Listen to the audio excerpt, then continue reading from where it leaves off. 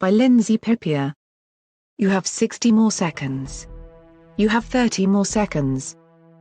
The female voice interrupted each time Maria Marshall talked on the phone with her son in prison.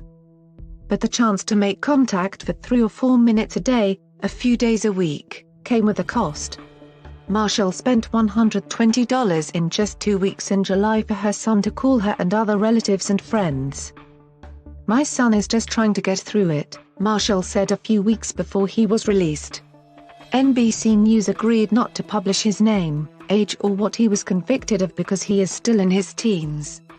"He's afraid. He's scared. It's a traumatic experience. Talking to familiar people and his family is making that experience less traumatic." Many states make millions each year in commission or phone calls that families like Marshall struggle to pay for.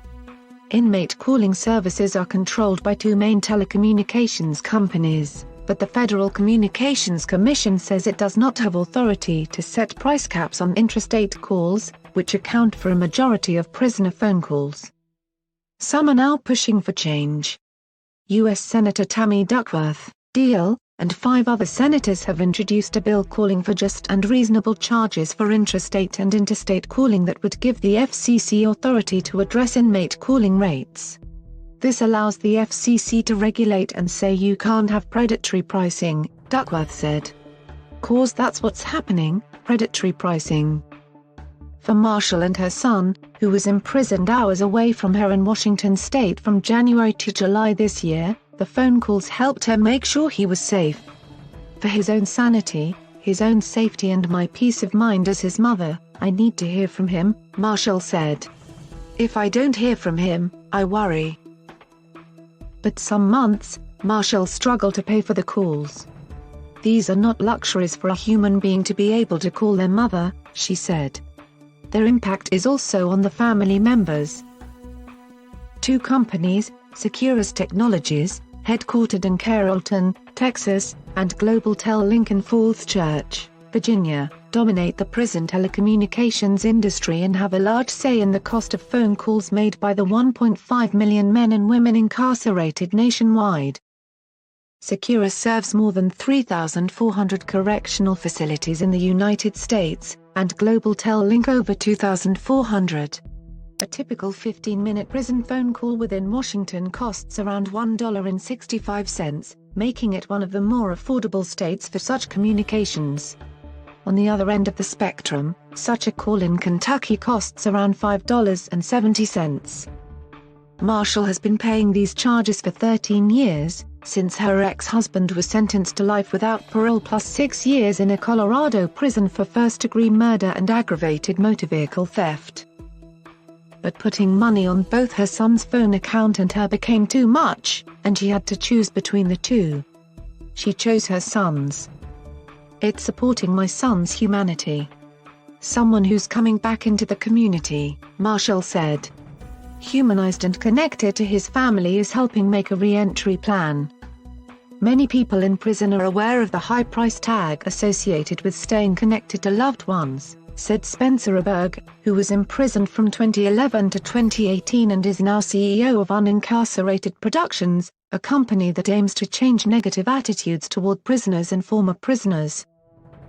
"Because of that awareness," he said, "many incarcerated people discourage their family members from putting money on their phone accounts because they don't want to be a financial burden.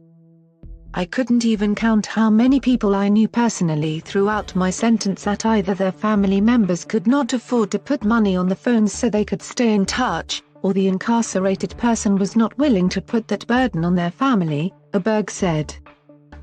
The FCC attempted in 2013 to set new rate caps for interstate calls. The next year, it tried to establish a second cap to regulate intrastate calls. But under the Trump administration and FCC Chairman Ajit Pai, the agency abandoned the argument that the Commission has the authority to cap intrastate rates for inmate calling services, in a letter to the U.S. District Court of Appeals for the District of Columbia Circuit. The Human Rights Defense Center and other prisoners' rights advocates argue the FCC's decision benefited inmate calling services because it allowed them to continue charging the higher rates. They also said the decision reflected a conflict of interest because one of Pai's clients at the law firm Jenner and Block, where he worked before becoming chairman, was Securus Technologies. The D.C. Circuit has ruled that the FCC currently lacks the authority to regulate the rates of intrastate calls from prisons, an FCC spokesperson said in a statement in July. The FCC's decision led to the current interstate calling rates and returned the amount providers can charge as fees to the interim caps set in 2013. The current cost of an interstate call is 21 cents a minute for debit or prepaid calls, and 25 cents a minute for collect calls. Additionally, providers can charge a $3 fee for automated payments, $5.95 to speak to a live agent and $2 for paper bills and statements. In the absence of regulation on intrastate calls, states may enter into contracts with prison telecommunication companies and set their own prices. In making these contracts, states can earn a commission off the total revenue the inmate calling service collects on intrastate calls.